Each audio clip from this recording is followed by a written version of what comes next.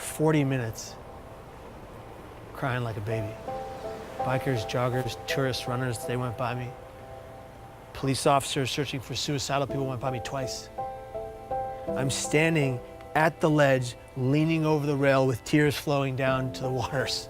And I thought to myself, absolutely nobody cares. And then the voice in my head said, jump now, and I did. And the millisecond that my hands cleared the rail and my legs flew over it was an instant regret.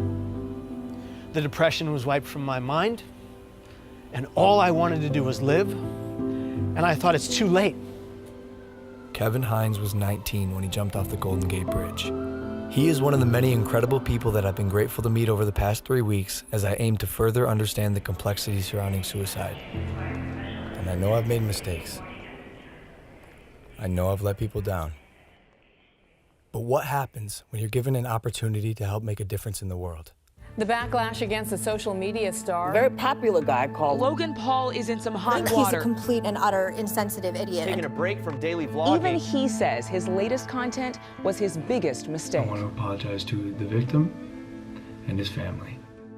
It's time to learn from the past as I get better and grow as a human being. I'm here to have a hard conversation so that those who are suffering can have easier ones.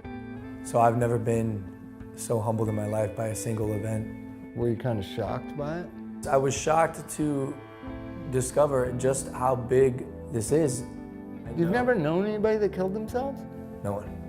And that was part of the problem. It's just my ignorance on the subject. But in Ohio, where you come from, it's the second leading cause of death. And I know while I'm not able to solve the problem by myself, I want to be a part of the solution. And that solution began across the country in New York City.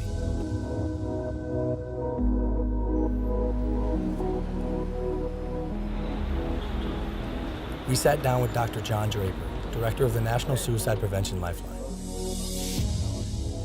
We have to change the conversation publicly from just focusing on suicide and how something bad is happening and say, well, what do we do about it? Help people understand that the first thing they need to do is reach out and talk to somebody when they're feeling in despair. Because you're not alone with it anymore. They've done studies with people who are experiencing any kind of pain, including hanging off a cliff. You can hold on a lot longer if somebody is right there with you.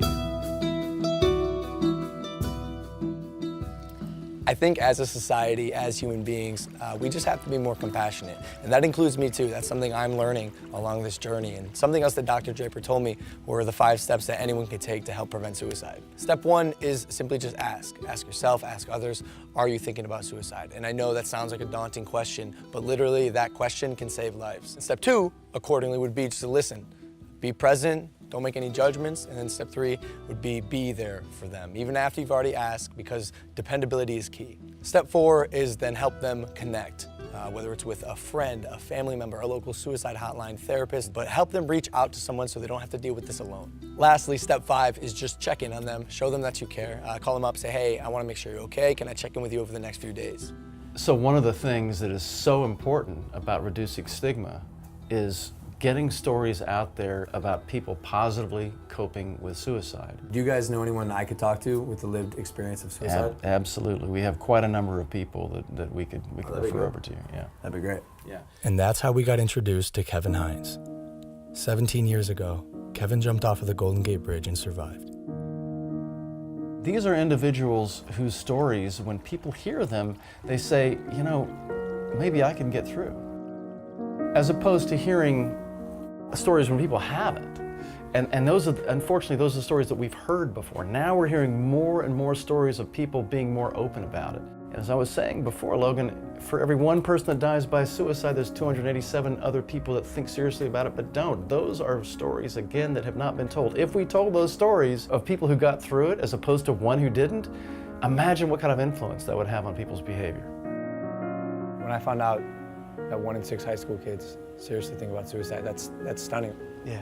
This is such a common problem.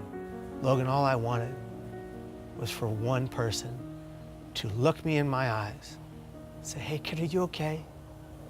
I am so grateful to be alive.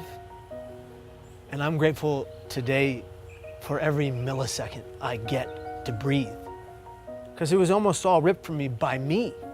What's one thing you would have said to your younger self to the Kevin who was 19, sitting on the bus, if you were next to you, and instead of the guy who pointed and laughed, what would you say? I would just put my hand on the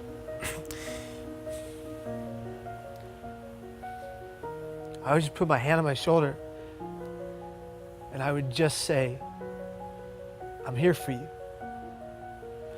I got you.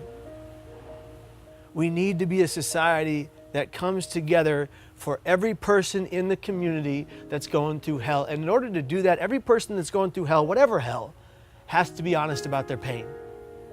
And if they're going to be honest about their pain, we are going to collectively answer the call and be there for that individual. Because if you don't see beauty in the next person you meet, you're not looking hard enough.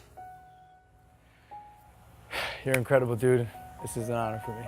It's an honor for me too, brother.